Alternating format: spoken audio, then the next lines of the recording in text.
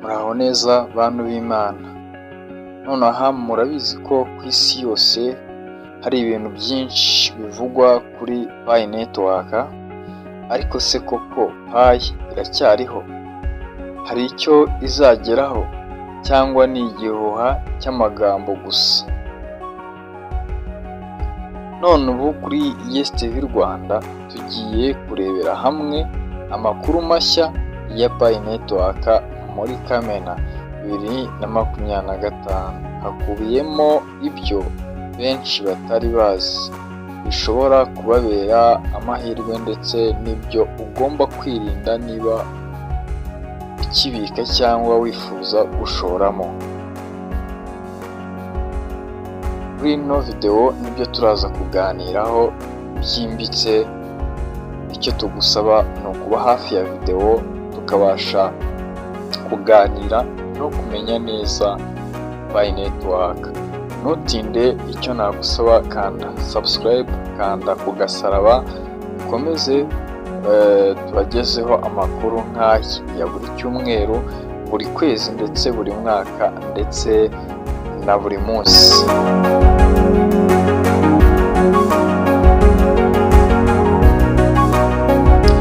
Icyo tugiye guheraho cy'ibanze turibaza ati se isoko rihagaze rite rya Pi Network? Ubu Pi ihagaze hafi kuri 0.62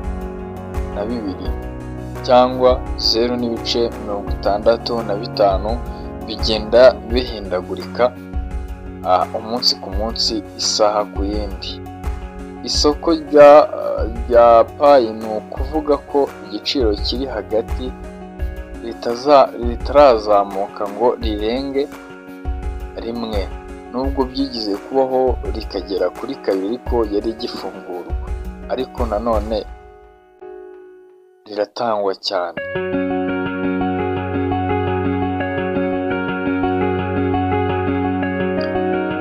Tekinike z'ubusesenguzi technical analysis zigaragaza ko iri munsi ya 40%, bivuze ko abaguzi ari bake kurusha abashaka kugurisha. Aha niho abahanga bavuga bati niba igiciro cyagumya kuri 0.60 bishobora gutuma habaho bounce isubiza hejuru. None wowe se uriteguye gute? Niba wowe hari uburyo ubyiteguyemo, nyamuneka andika muri comment utubwire wowe uko byumva.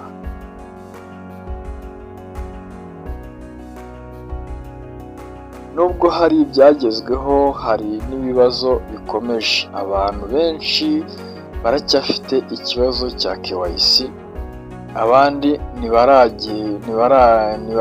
ntibarangiza migration y'amafaranga yabo. Ku mbuga nkoranyambaga benshi barinubira impamvu bashyirwaho ibisabwa byinshi bikagorana kuba babona Pi zabo cyase Pi. Hari n'abavuga ko Core Team yakabaye ikemura iki kibazo mbere yo gutera imbere ahandi. Ese nawe uracyafite icyo kibazo? Andika muri comment utubwire. Muri uku kwezi kwa Kamena hateganyijwe kurekurwa Pi zirenga 2,276,000. Ayo ni amapayi ashobora kugira agaciro ka miliyoni zirenga 170 z'amadolari y'Amerika.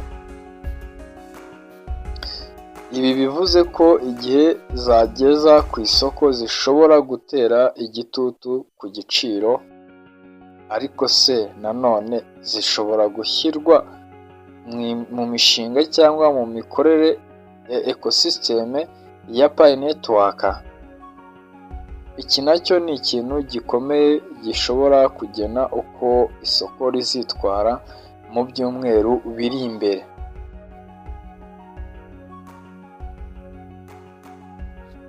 hari ikintu gishya Pi Network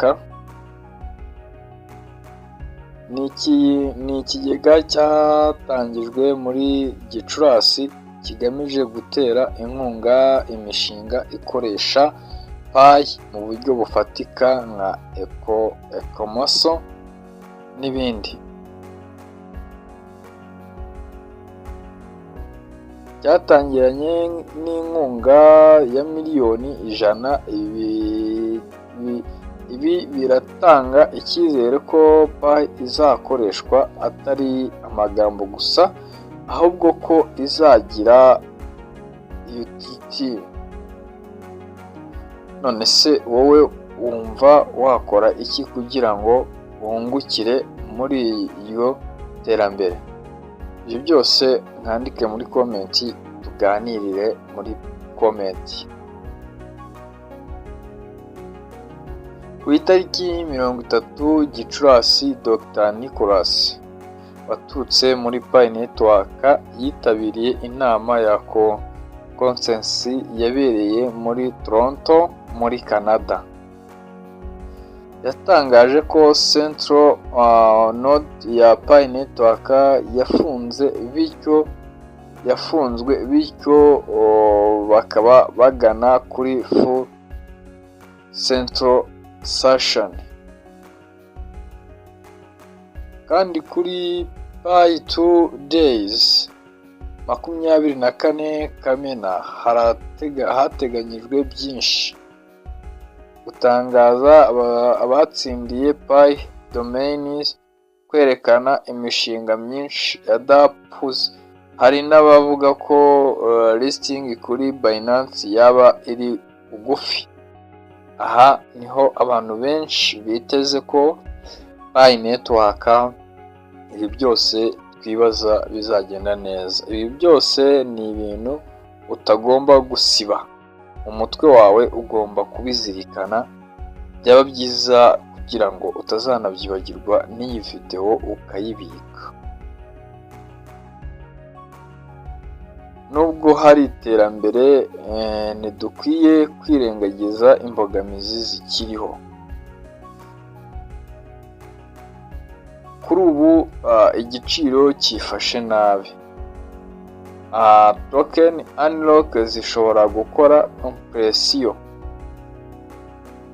naho KYC na migration ntibiroroha na gato.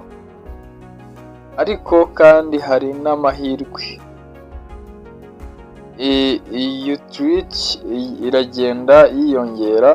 dApp zirimo gutera imbere inkunga ya miliyoni 100 z'amadolari, ndetse na Pi 2 Days ishobora kuzana news akomeye cyane.